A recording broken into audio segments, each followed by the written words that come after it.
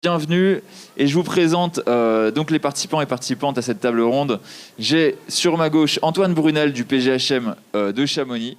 Je peux dire grimpeur régulier, grimpeuse régulier déjà pour tout le monde. Je pense que ça me paraît essentiel. Sur la gauche d'Antoine, nous avons Jean Rivière du centre de formation SNAS, qui est le centre de formation des CRS de haute montagne. Tu es également, je crois, guide BE d'escalade et spéléo, la totale. En hauteur et en profondeur. Et Antoine, t'as quelque chose toi du côté Non, ok. Juste à côté, nous avons Philippe Meffre du GMSP, donc le groupe montagne sapeurs-pompiers de la Drôme, une bien belle région, n'est-ce pas, pour l'escalade. Et enfin Alice Coldefy, c'est bien ça, qui est donc au PGHM, au centre, donc tu es formatrice au PGHM pour les secouristes de haute montagne. Et BE d'escalade également. Ouais, j'ai pas fini le BE, je suis guide en fait. T'as laissé tomber le BE pour aller vers le guide. C'est ça. Et ça c'est fait. Du coup le BE, ça t'intéresse plus? Ben, on peut travailler comme BE en étant guide. Donc, exactement. Ok. Donc on va partir de votre pratique de l'escalade, puis aller vers le thème de l'engagement, qui est en fait un mot qui peut regrouper énormément de choses. Et qui, on en a discuté, est assez subjectif. Et je voudrais commencer par justement comment est-ce que vous avez découvert l'escalade au départ, voilà, quand vous étiez jeune pour la plupart, j'imagine. Tu veux commencer, Antoine ? Moi, j'ai commencé totalement par hasard en étant étudiant. Et ensuite, je me suis spécialisé un petit peu avec le CAF, enfin avec la FFCAM, pour apprendre tout ce qui était manip de sécurité, progression en sécurité. Et ensuite, je me suis professionnalisé, on va dire, en rentrant en gendarmerie, en intégrant la spécialité montagne, où on apprend l'encadrement en cours de formation. Voilà.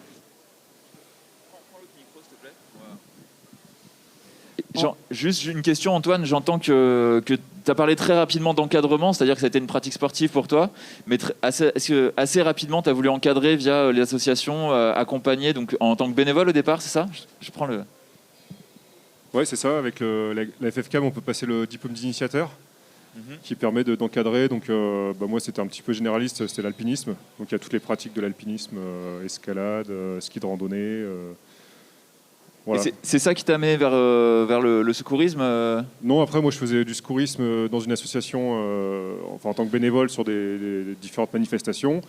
Et moi, j'ai voulu allier les deux, secourisme et montagne. Et c'est pour ça que je me suis tourné vers la gendarmerie et le peloton de gendarmerie de haute montagne.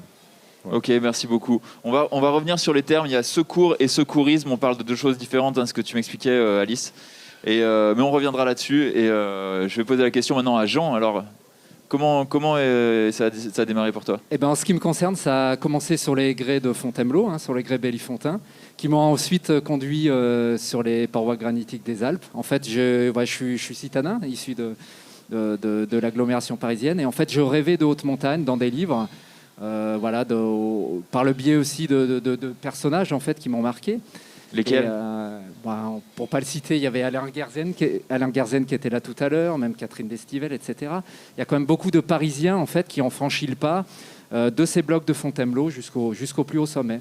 Donc ça a été mon cas. J'ai vraie culture de livre, de rêve de haute montagne, et puis j'ai franchi les étapes petit à petit. Voilà. Il y a des étapes entre le grès de Fontainebleau et le granit de Chamonix ? Pour toi, je veux dire. Il y a beaucoup d'étapes, et puis surtout pour accéder au SNAS. Donc le SNAS, c'est le Centre national d'entraînement à l'alpinisme et au ski des CRS. C'est la maison mère en fait de la formation du secours en montagne dans la police. Donc pour pouvoir l'intégrer, c'est vrai qu'il a fallu que je progresse dans différents domaines, puisque quand tu grimpes sur les rochers de Fontainebleau, tu rencontres pas de la glace ou un environnement en fait comme on peut l'avoir en haute montagne. Donc il a fallu faire ses armes, progresser petit à petit pour arriver où je suis actuellement. Ok, merci beaucoup. Je te laisse passer le micro à Philippe. Oui, moi, un petit peu pareil que les précédents. Donc, moi, originaire des Baronnies, donc du sud de la Drôme, toujours grimpé en famille avec mon père, et puis après attiré par les calanques, plutôt le sud. Également d'évoluer avec le ski. Donc, quand j'ai commencé à avoir 20 ans... commencé à vouloir faire des courses dans le massif, voire à l'étranger, au Québec, voilà.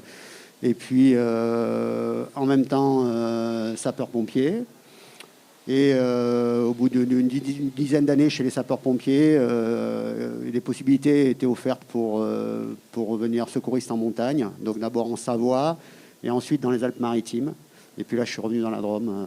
Voilà, donc un parcours aussi qui est pas un natif des vallées qui fait qu'on se dit en se levant le matin, je vais devenir secouriste, mais voilà, un parcours qui fait que la pratique de l'alpinisme et de l'escalade et les compétences acquises ont fait qu'on les a mis au service des sapeurs-pompiers.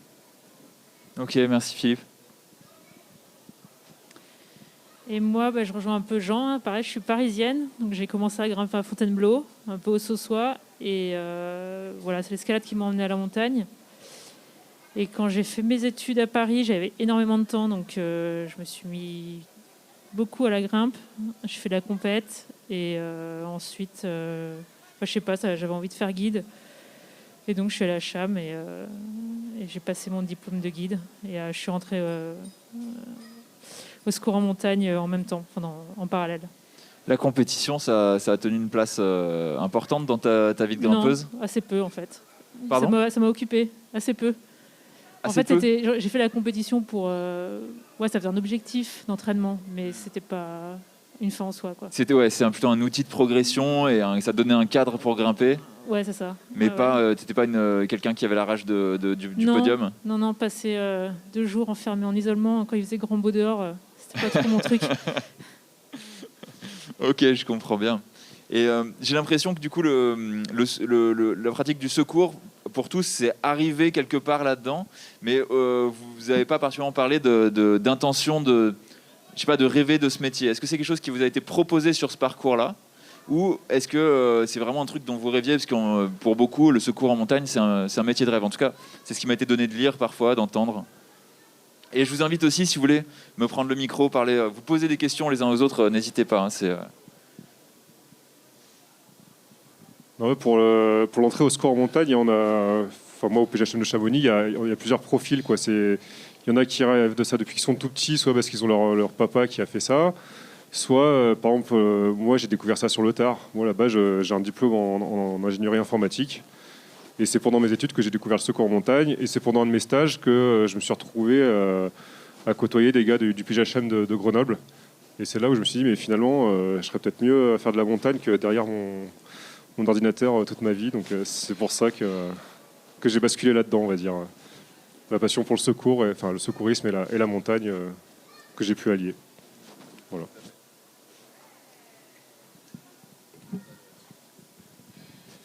Pour ma part, c'est exactement pareil. C'est le gré en fait des rencontres, des hasards. En fait, moi, je voulais être prof de sport, et puis en rencontrant des collègues qui étaient secouristes, je me suis dit, ça peut être un métier intéressant pour allier ma passion de la grimpe, du sport, du milieu montagne, et puis pouvoir aussi avoir un métier. Et puis en ce qui concerne le STAS, c'est similaire. Le profil des gens est très varié. Pour vous citer, on a un ancien trader qui s'est recyclé en secouriste en montagne. On a un ancien kiné. On peut avoir des gens issus directement du milieu, des pisteurs, des guides. On a vraiment tous les profils dans notre spécialité. C'est ça qui est riche et qui est intéressant pour nous. Est-ce qu'il peut y avoir, des personnes d'anciennes victimes d'accidents de montagne qui ont été secourues et ça a déclenché une vocation, ou je lis trop de BD, de manga? À ma connaissance, j'en ai pas. Je ne sais pas si les collègues en ont rencontré. Après, ça nous est presque tous arrivé de nous faire sortir en montagne, soit parce qu'on s'est blessé ou que notre camarade de cordée s'est blessé, quoi. Et dans une vie de montagnard, c'est quelque chose qui malheureusement arrive, quoi, de temps en temps. Merci de préciser ça. J'ai une question. Qui, parmi nous tous, a déjà été secouru en montagne? Levez la main.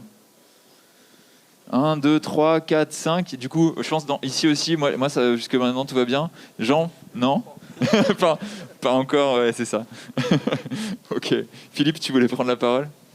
Non, mais pareil que ce qu'on a dit par rapport à ça. De toute façon, ce qu'il faut bien comprendre dans ce métier de secouriste, quel que soit le chemin d'accès et quelle que soit l'entité qu'on représente, c'est surtout un métier de passionné qui sont passionnés de... Alors on parle beaucoup là dans le sujet sur l'escalade, mais qui sont passionnés de montagne en général et qui essayent de se professionnaliser et de faire de cette passion un métier. Il y a des tas de métiers, effectivement, il y a des guides, des BE, on peut faire des travaux en hauteur, on peut faire... Et il y a également la possibilité d'être secouriste. Et voilà, je pense que c'est une des filières des passionnés. Oui, donc l'escalade, c'est un moyen d'arriver au métier de secouriste, mais il y en a plein d'autres. Je pense avant tout, il faut être passionné de montagne. Et dans un deuxième temps, on peut découvrir le métier de secouriste sur le tard, ou pendant les formations, et voir si ça nous plaît. Cependant, ça reste un métier vraiment prenant, où effectivement, on engage un petit peu notre intégrité, mais ça reste quand même assez léger. Et voilà. Et voilà, c'est un métier passion qui laisse du temps pour s'entraîner. Et voilà, donc faut être passionné, quoi. J'entends quelque chose aussi, je crois, d'important, c'est qu'il n'y a pas de syndrome du sauveur parmi vous, en tout cas de ce côté-là. C'est l'amour de la montagne et votre relation à la montagne et à l'escalade qui est le moteur premier, dans ce que j'entends, de votre arrivée dans ce métier. Et donc, tu as dit le mot, ça y est Alice, tu as dit on s'engage. Donc, on va venir sur cette notion d'engagement. Je suis allé chercher dans le dictionnaire ce matin. Alors, qu'est-ce qu'on a à engagement ? Donc, très rapidement, je ne vous lis pas les petites lignes en italique, bien sûr. Mais donc, j'ai action de se lier par une promesse ou un contrat. J'ai recrutement par accord entre l'administration militaire et l'individu qui n'est pas soumis à l'obligation du service actif. Donc, ça parlera à certains d'entre vous. Action de commencer, voilà, de commencer une action. Et j'ai aussi, je trouve ça assez intéressant, introduction d'une unité dans la bataille. Donc ça parle d'un champ de bataille, mais je pense qu'il y a une image intéressante aussi par rapport à ce qu'on peut vivre en montagne, chacun à notre échelle. Et pour vous, elle commence où cette notion d'engagement ? Et je pense aussi comment vous l'avez découvert, parce que je pense que ça a beaucoup évolué, parce que vous avez été beaucoup au contact du risque et de l'engagement, soit pris par les autres, soit pour vous dans votre métier puis dans votre pratique, mais ça commence comment ? C'est une question un peu complexe, j'en ai bien conscience, mais on va essayer d'y répondre de manière simple. Et là, j'invite qui veut prendre la parole, bien sûr, à la prendre. Je crois qu'on est aujourd'hui avec l'évolution de la pratique de l'escalade telle qu'on peut la voir par exemple ici au salon, avec énormément de gens qui viennent des salles, qui sont des urbains effectivement. On s'aperçoit en tant que pratiquant que ces gens, quand ils vont venir sur le terrain, venir en milieu naturel, ils vont découvrir cette notion d'engagement en fait, souvent.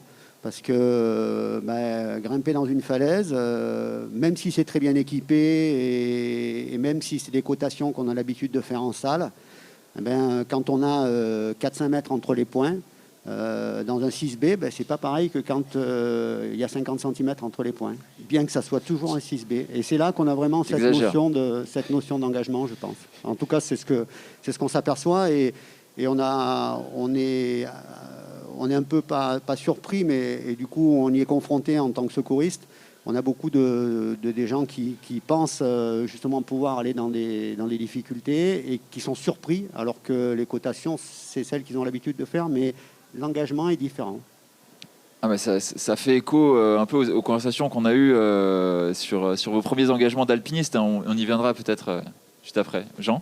Oui, par rapport à cette notion d'engagement, pour compléter ce qu'a dit le collègue, c'est vrai que pour ma part, en fait, comme je te le disais, ça a débuté à Fontainebleau, il y a pas mal d'années. Et à l'époque, tout le développement des crash pads, etc., ça n'existe pas. Donc, en fait, l'engagement, on le poussait dans les blocs, on était capable, en gros, de grimper, on était capable de les escalader. Donc, ça, ce piment de l'engagement, je l'ai découvert comme ça sur les rochers. Et puis, petit à petit, de par ma pratique d'escalade sportive, ma première découverte de la montagne, c'est en regardant un topo, en tombant sur un topo d'Édru, qui est une grande falaise des Alpes, et en tombant sur une voie qui m'a tout de suite plu. Et en fait, je me suis cantonné sur la difficulté intrinsèque. En gros, c'était 6C, 7A. Je me suis dit, c'est dans mes coordonnées. Et puis, en fait, on s'est retrouvé à vraiment devoir s'engager et à se retrouver dans une galère pas possible. Donc, c'est vrai que cet aspect de découvrir la montagne par le biais des salles, par le biais de l'escalade, ça peut être trompeur. Voilà.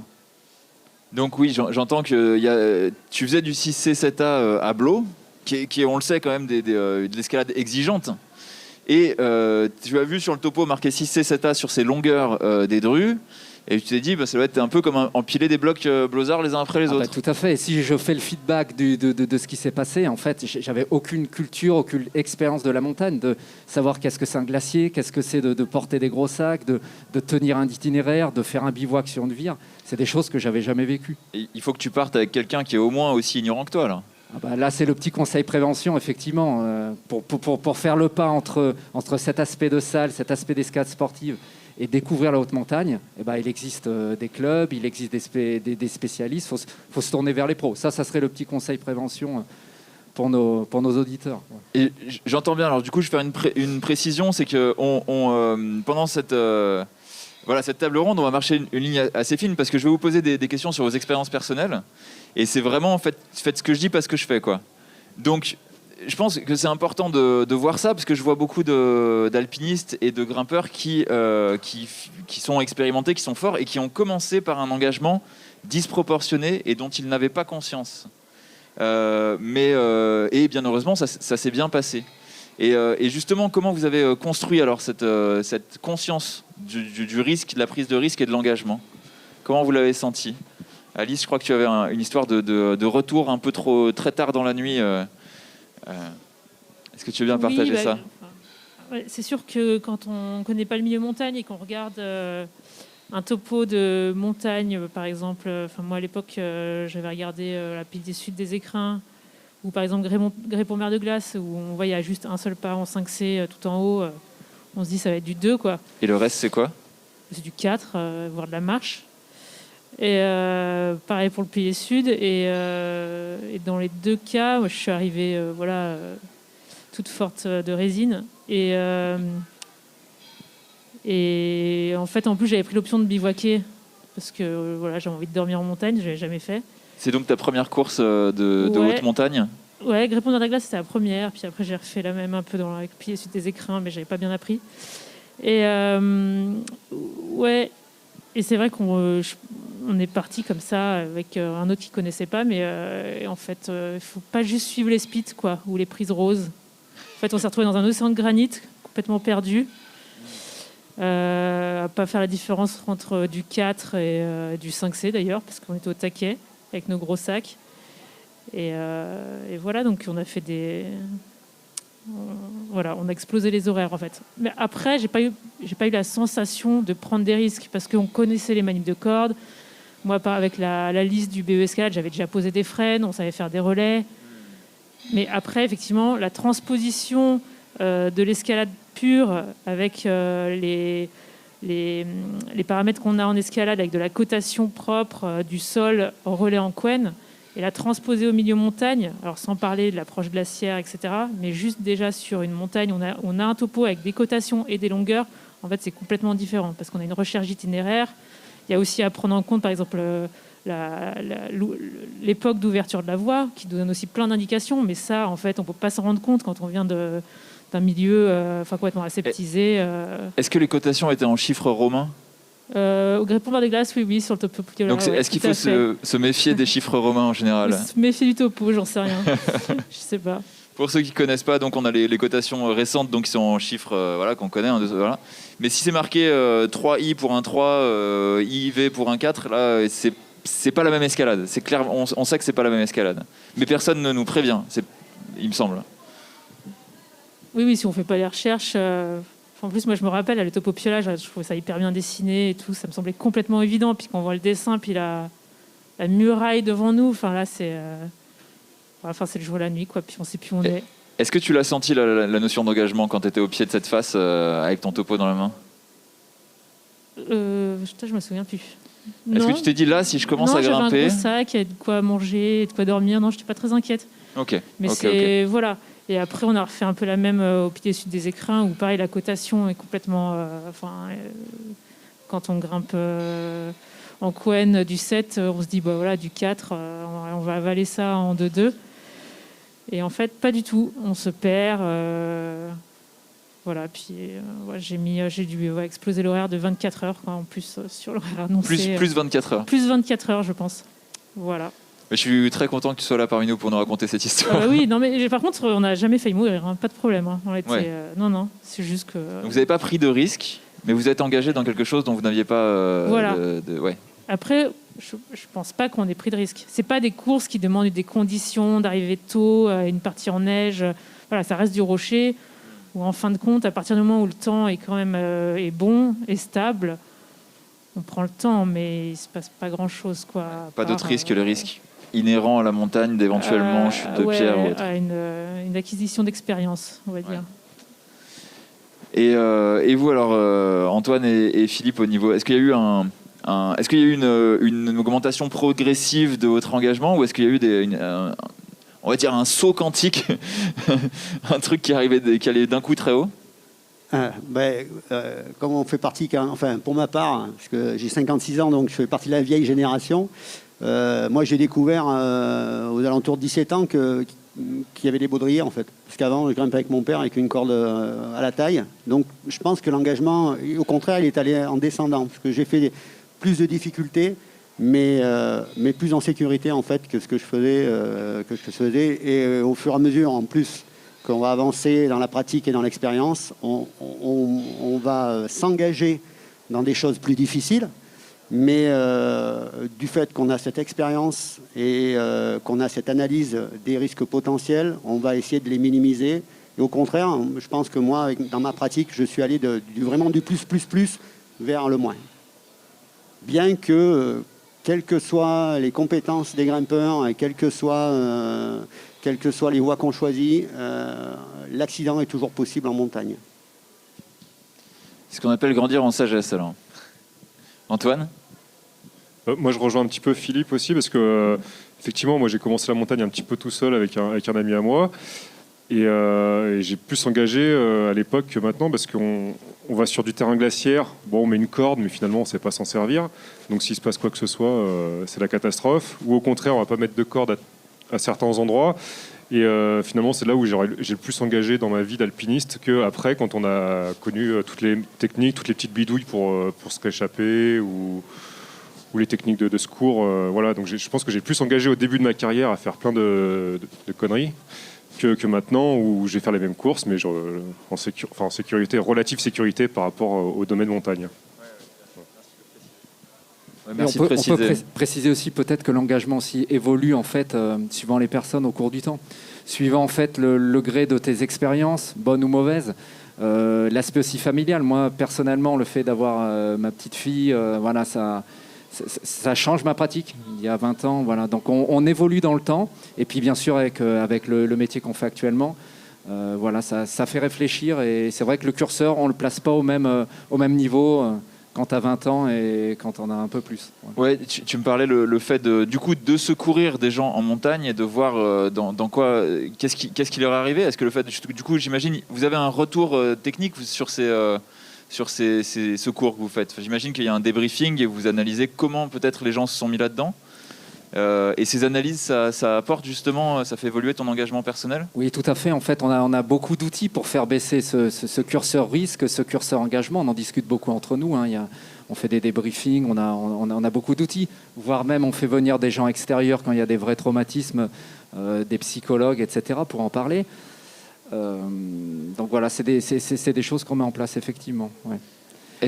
Ouais, par contre, pour compléter, en fait, la difficulté de notre métier, c'est qu'en fait, on intervient dans l'environnement où on pratique nos sports de loisirs. C'est-à-dire qu'en fait, on va aller secourir des gens, peut-être dans une phase ou dans un itinéraire où nous-mêmes, la semaine avant, on pouvait être présent avec un collègue. Donc il y a vite aussi une projection des gens par rapport aux gens qu'on va chercher. Et psychologiquement, à la longue, ça peut travailler. Et voilà, ça peut remettre en cause pas mal de choses. Voilà. Je pense que ça amène aussi la notion de peur quelque part, non?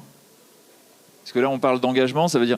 voilà, je reprends introduction d'unité dans la bataille. On risque quelque chose dans la bataille, on risque de se faire mal. Et est-ce que du coup, à quel moment la peur, c'est la peur utile qui arrive?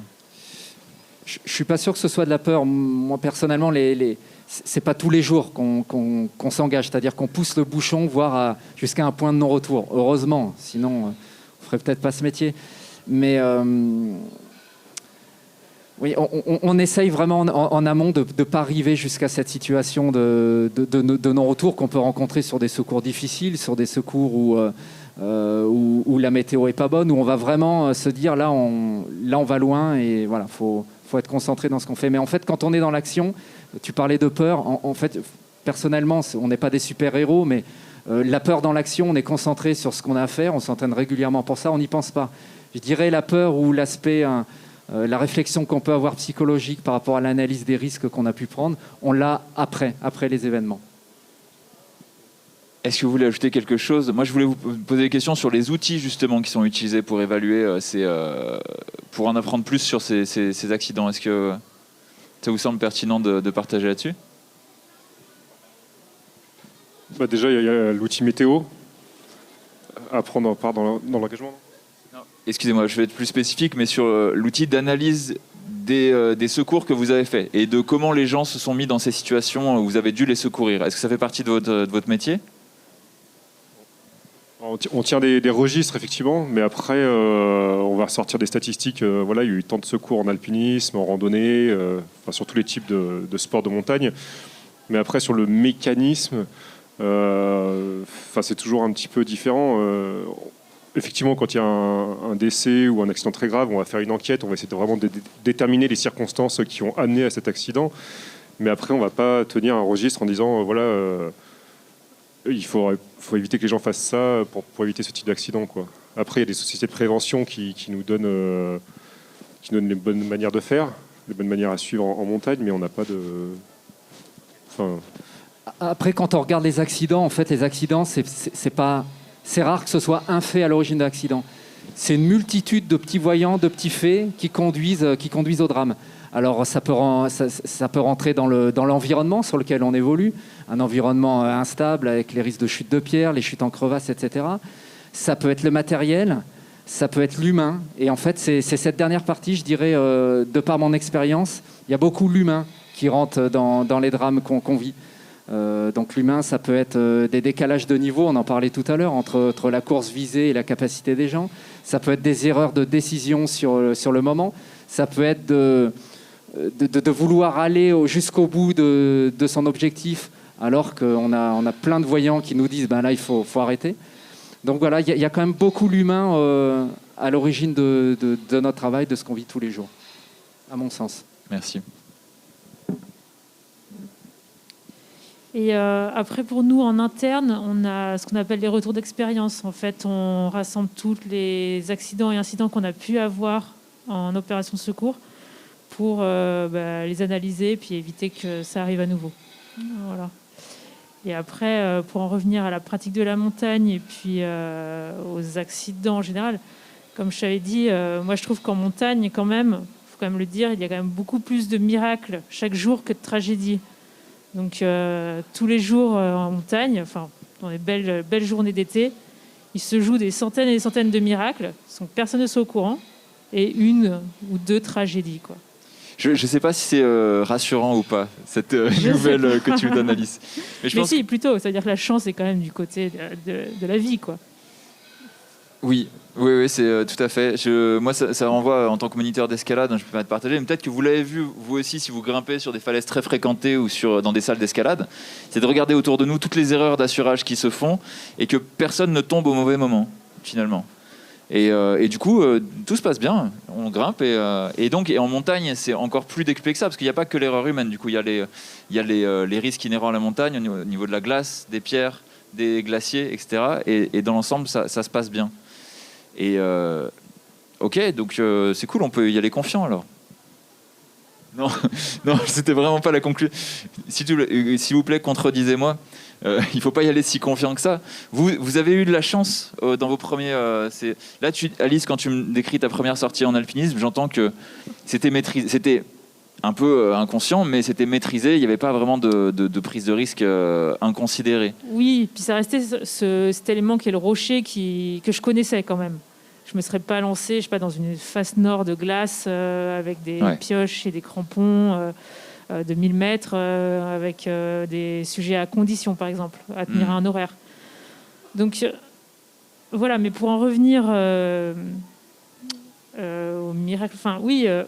C'était quoi ta question? C'était, ouais, je disais, contredisez-moi, c'est-à-dire sur, il y a ce côté un peu, on y va, on verra bien, ça va bien se passer de toute façon, justement. Mais en fait, en montagne, il y a des centaines de pratiquants différents. Et on peut pratiquer à la montagne comme on l'entend. Et c'est aussi pour ça qu'on aime la montagne. Alors, effectivement, plus on a envie de faire des choses difficiles, plus il est conseillé quand même de se faire aider, de se faire emmener, ou de se faire apprendre pour acquérir de l'expérience et bien faire les choses. Après, quand je dis qu'il y a aussi des miracles tous les jours, c'est juste un randonneur sur un sentier qui passe à un endroit escarpé, qui va peut-être un petit peu trébucher et puis qui ne va pas tomber. Et sauf que le millionième qui va passer là, une année, lui, il va tomber et il va se passer une tragédie. C'est ça que je veux dire quand je parle de miracle. C'est qu'en fait, ça reste un milieu, effectivement, où il peut se passer des tragédies parce que c'est la nature et on évolue dans un milieu escarpé où il faut être attentif à ce qu'on fait. Cependant, c'est plutôt un milieu où ça se passe quand même bien, quoi. Et toi, pour la plupart des gens. En tant que formatrice, du coup, de professionnels et de secouristes, Ouais. à quel moment comment tu enseignes cette notion d'engagement et de prise de risque? Alors, c'est par l'expérience ou est-ce que tu as des outils particuliers? Moi, je suis d'accord avec toi, effectivement. Je pense que l'engagement, ça peut s'apprendre. Ça s'acquiert déjà avec notre expérience personnelle. Mais effectivement, moi, quand j'ai des stagiaires, on peut voir chez certaines personnes, c'est un peu individu dépendant, cette notion d'engagement. Il y en a, on va les regarder faire, ils sont en train de trembler au-dessus d'une broche, au-dessus d'un point aléatoire et ils ne protègent pas. Alors moi je suis au relais en train de crier protège. Et le gars, voilà, il est au taquet et puis lui il n'a pas eu du tout la sensation de s'être fait peur ou des choses comme ça. Il n'y a eu que moi qui ai eu peur là. Et d'autres, ils mettent des points partout et ils sont taquets, ils ont peur de tomber et dès qu'ils tombent de 10 cm au-dessus de la frêne, c'est la fin du monde. Et donc en fait il faut réussir à trouver et alors apprendre ce juste milieu où en fait on peut s'engager gentiment, on va dire, sans mettre notre intégrité physique en danger, enfin voilà, sans risque. Et comme ça nous permet d'avancer plus vite et d'être plus performants dans la pratique de la montagne, mais aussi de se protéger soi, de protéger la cordée, de faire ça dans une espèce de bonne intelligence en fait de la progression. Je confirme. D'ailleurs, le premier engagement que je vois en tant que moniteur d'escalade, c'est les enfants qui n'osent pas engager un mouvement en moulinette. Je pense que c'est le premier apprentissage de l'engagement. C'est faire un mouvement dont ils sont pas sûrs de le réussir et tomber en moulinette. Et c'est un apprentissage qui dure sur l'année, voire plus. Bon, pour certains, ils s'en foutent. Mais Philippe ? Oui, donc pour compléter, c'est vrai que cette notion d'engagement, c'est ce qu'on disait tout à l'heure, elle est un peu décalée par rapport à la difficulté, parce que la difficulté, elle est selon les capacités du grimpeur ou de l'alpiniste. Mais moi, je prends par exemple l'exemple de la dernière longueur, l'avant-dernière longueur en CISA dans la demande au Verdon, où une fois que tu as quitté le mauvais point qu'il y a, tant que tu n'attrapes pas le cadre, il n'y a rien à mettre, il n'y a pas de fissure, et là, tu vas monter 5 mètres au-dessus du point. Et forcément, il y a de l'engagement. Si tu es dans le niveau, ça va, mais intrinsèquement, tu engages quand même. Si tu viens à glisser, tu ne chuteras pas au sol, parce que tu es bien haut, il y a de la marge mais tu chuteras après, au fond de la cheminée. Donc, cette notion d'engagement, des fois, en alpinisme, en escalade, elle est obligatoire, oui, à condition que justement ton niveau soit en corrélation avec les difficultés dans lesquelles tu es parti, quoi. Jean, tu avais une histoire de formation, je crois, où tu emmenais des jeunes en montagne au Grand Capucin. Ouais. Peut-être d'autres choses dont tu voulais parler. Ouais. Non, c'était juste pour compléter par rapport à cette notion d'engagement et le lien avec le grimpeur, avec l'escalade. C'est aussi l'objet de notre présence ici. C'est-à-dire qu'on veut recruter dans le milieu de l'escalade parce que le sauveteur montagne et le grimpeur, on peut vraiment faire une similitude dans certaines compétences qui sont transversales. Pour prendre un exemple concret, en escalade, l'escalade à vue. L'escalade à vue, une fois qu'on a passé le point, on va s'engager. On a une part d'inconnu, une part d'exposition.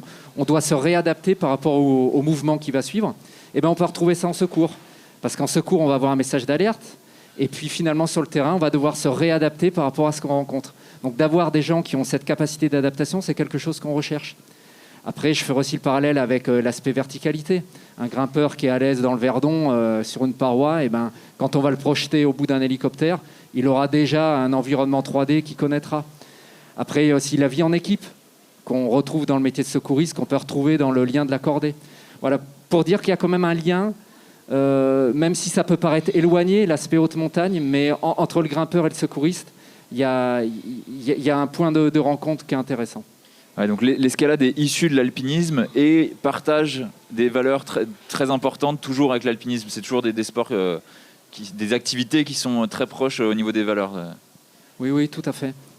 Et par rapport au point tout à l'heure que tu as évoqué, comment envers nos stagiaires on leur apprend cette notion d'engagement,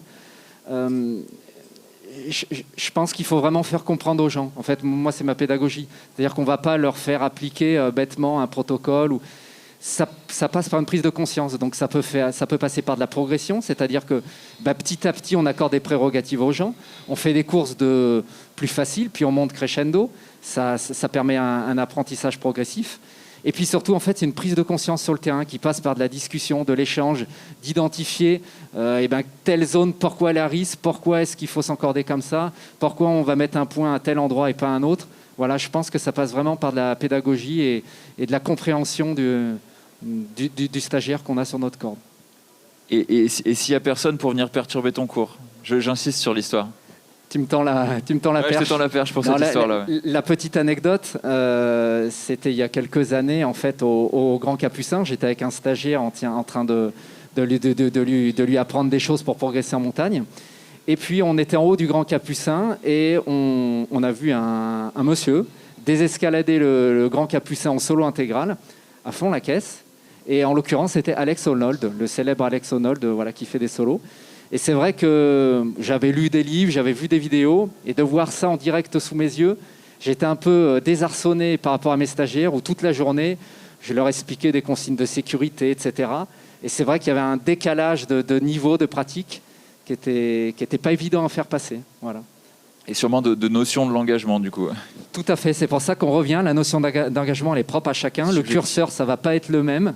Il y en a qui, en solo, vont se sentir très bien. Et puis, on parlait tout à l'heure des enfants qui ont peut-être peur en moulinette. Et ces mêmes enfants, en bloc, ils sont capables de se jeter sur des gros volumes à 3 mètres du sol. Et finalement, sur une corde où il ne va rien se passer, il peut avoir un décalage. Donc, c'est vraiment un ressenti qui est propre à chaque personne, je dirais. Et qui s'éduque et qui évolue.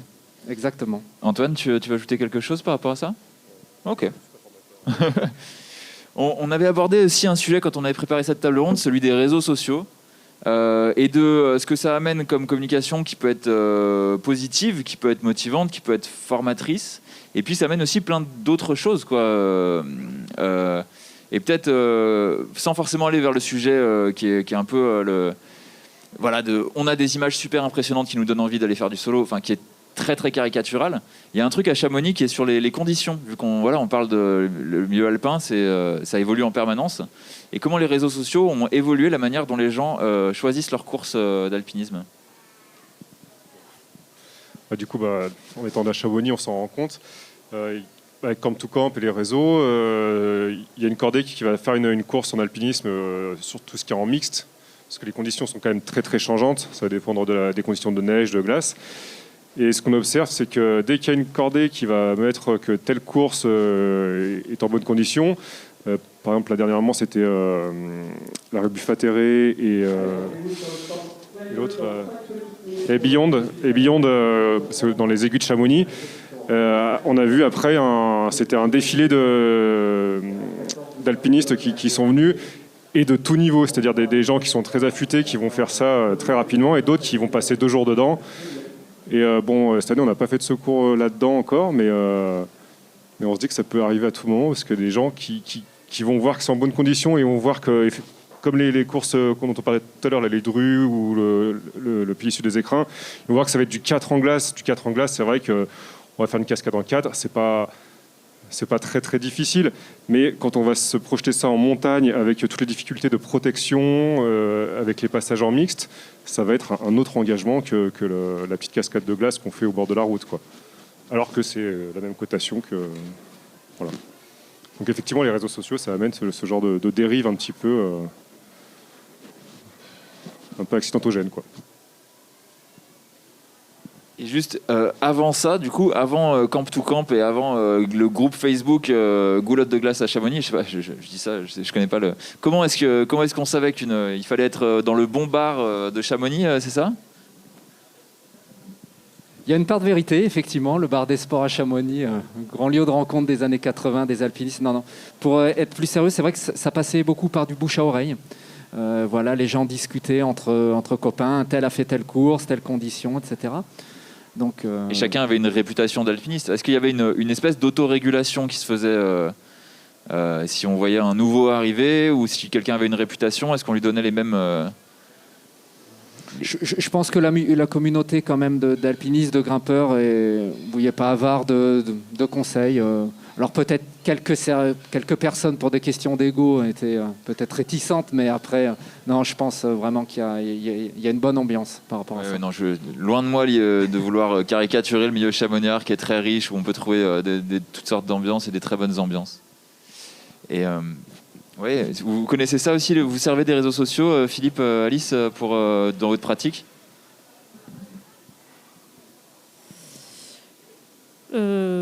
Non, je ne me sers pas des réseaux sociaux, mais en fait, les réseaux sociaux, ça donne la voix un peu à la mode du moment, et surtout dans ces faces qui sont vraiment sujettes à conditions. Donc, c'est des faces souvent en glace ou en neige qui demandent quand même de bonnes conditions, qui ne sont pas à toutes les périodes de l'année.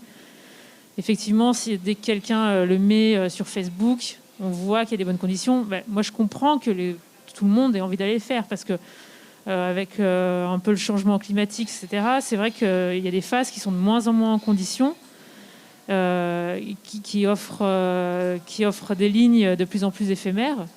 Et moi, je comprends que les gens se servent de ça et que l'information circule. Et que quand l'information circule, ça donne envie aussi d'y aller.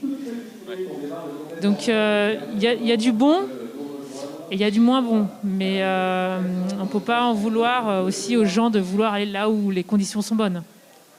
C'est même plutôt positif, du coup, parce que est-ce qu'on peut voir du coup, ils ne s'engagent pas dans des mauvaises conditions? Non, complètement. Après, ça reste des phases souvent ça reste des courses sérieuses. Mais et puis c'est des lignes où il n'est pas bon de s'engager quand même les uns derrière les autres pour des raisons de chute de glace et voilà, d'accidents potentiels. Et là, c'est moins cool. Là. Voilà. Et le problème, c'est que les gens ne s'auto-régulent pas. En fait, c'est plutôt ça. C'est qu'à tout prix, ils vont vouloir aller faire cette phase parce qu'elle va être bonne. Allez, on va dire, il y a une semaine de conditions dans le meilleur des cas. Et personne ne va vouloir renoncer au pied, quand bien même on peut voir des fois 7 à 8 cordées qui s'engagent en même temps dans la même ligne. Et en fait, il faut appeler un peu la responsabilité de chacun, de se dire tant pis, peut-être que cette année, ce ne sera pas nous qui ferons cette ligne. Mais voilà, ça reste un peu... voilà, c'est à chacun de voir sa façon de pratiquer la montagne. Du coup, il faut se lever à quelle heure Voilà, c'est ça. Soit être le plus tôt, soit être le plus tard. Voilà, s'il y a une benne à prendre, l'ambiance va être électrique. Exactement. Il se joue la compétition de sortie de benne à Chamonix, ça c'est bien connu aussi. Ouais. Philippe, tu voulais ajouter quelque chose? Oui, donc la même chose. Autant ça peut être rassurant d'avoir une deuxième cordée dans une grande face en disant voilà, mais si elle est bien décalée par rapport à nous, de dire on n'est pas seul dans la paroi et on ne sait jamais. Voilà, ça peut être des fois rassurant. Autant effectivement. Là, cette notion d'engagement, comme tu disais, elle prend toute sa couleur, puisque avant même d'attaquer la voie, bien que tu aies le niveau, le matériel, que les conditions soient bonnes et que la météo soit bonne, forcément, tu vas prendre beaucoup plus de risques si tu as 4 cordées devant toi dans une goulotte. S'il y a quelque chose qui descend, il y a une chance sur 2 que ça arrive sur ton casque.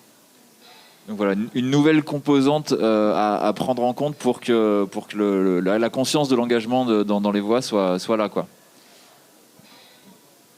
Et juste pour défendre en fait les outils numériques, c'est vrai qu'on a parlé beaucoup des travers. Maintenant, c'est des outils qu'on utilise qui sont quand même intéressants. On peut retrouver des courses en montagne où il y a carrément l'ascension en vidéo. Donc limite dans son canapé, on n'a même plus besoin d'avoir des onglets au bout des doigts. Enfin, voilà, je plaisante, mais Mountain TV, c'est ça? En tout cas, pour se projeter, pour voir le matériel, pour avoir vraiment une visualisation un petit peu de ce qu'on va faire le lendemain, c'est vachement intéressant. On utilise aussi beaucoup des outils comme Google Earth qui permet d'avoir un petit peu une visualisation en 3D pour les approches, les accès. C'est quand même des outils qui peuvent être très pratiques. Et puis pareil, en fait, moi je vois avec les stagiaires, ils ont tous des portables en direct, ils ont la météo du moment. C'est quand même des outils qui nous ont apporté un plus, c'est quand même aussi un gage de sécurité.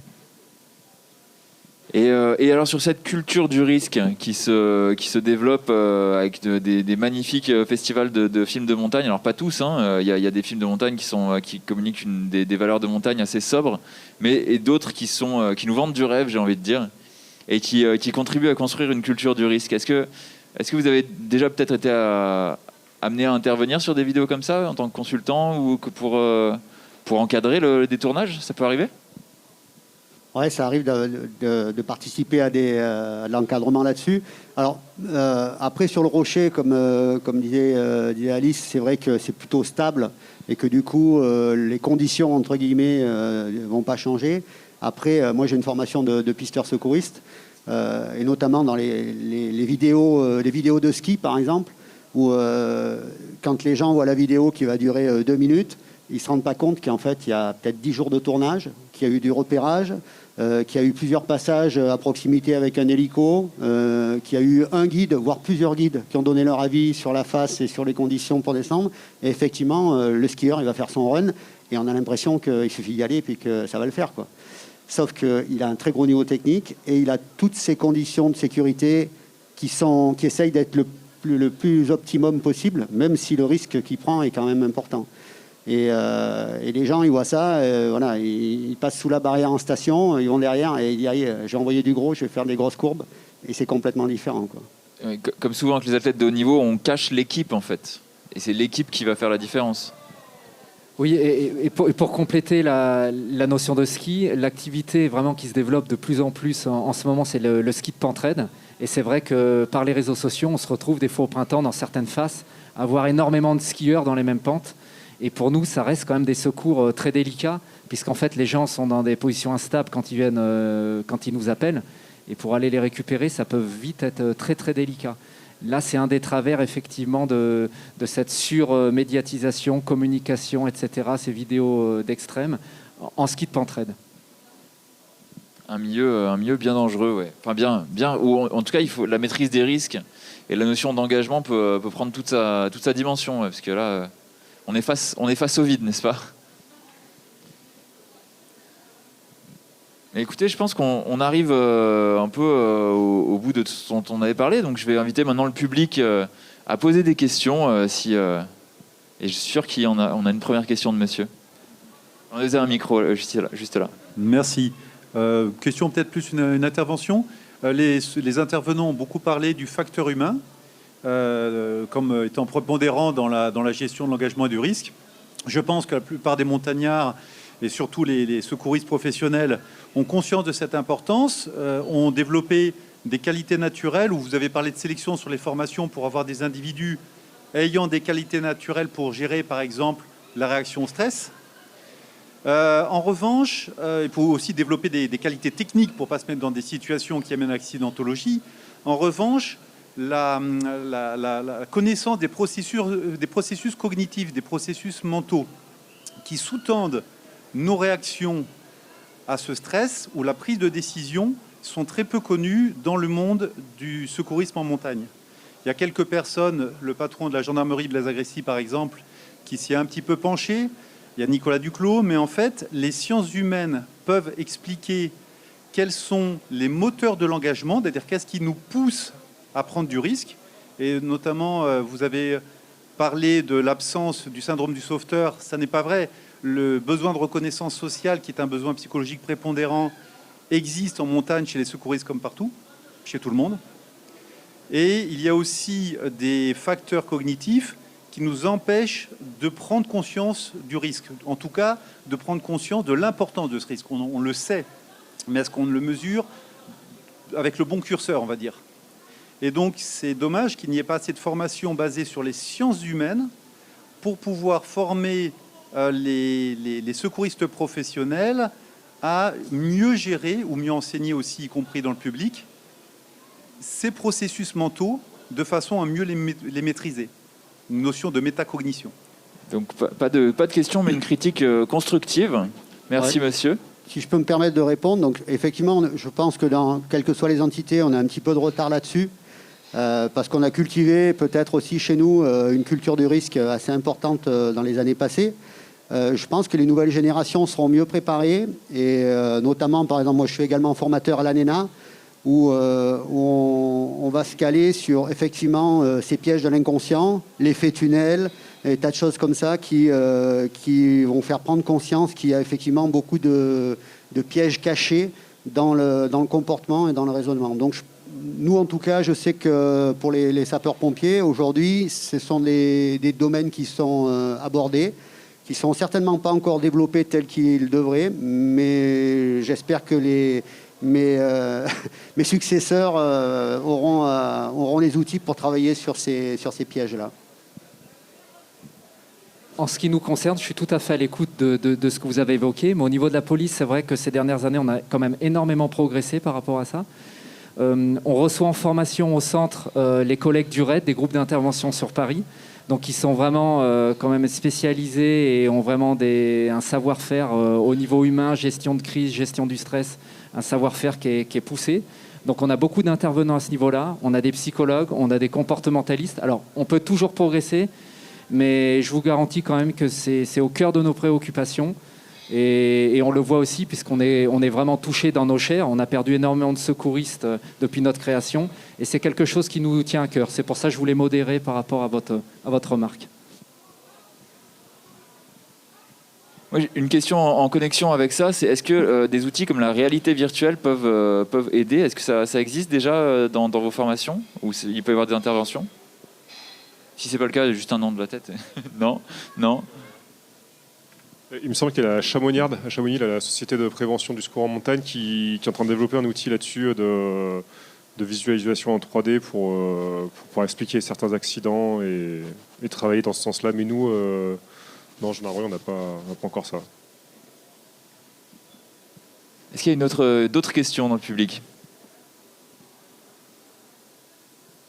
Jeune homme, je vois un doigt. Non, c'est...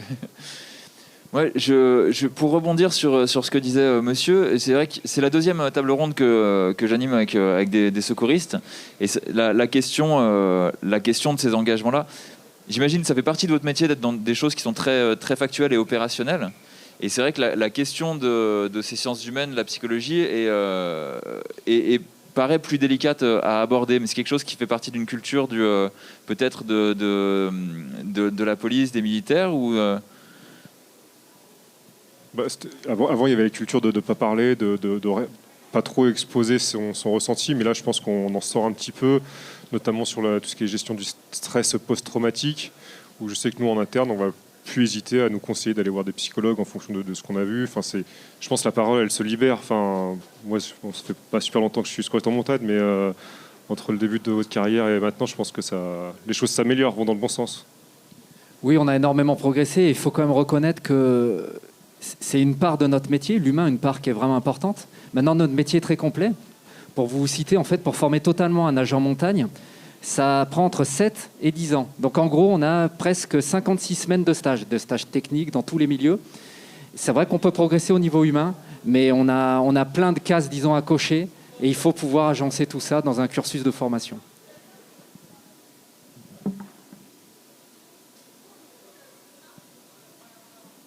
Bien. J'ai encore une occasion de poser une question. Mais écoutez, merci beaucoup à vous. Je vous laisse les remercier par vos applaudissements pour leur participation à cette table ronde. Merci à vous, messieurs, dames, d'être présents pour ce salon de l'escalade.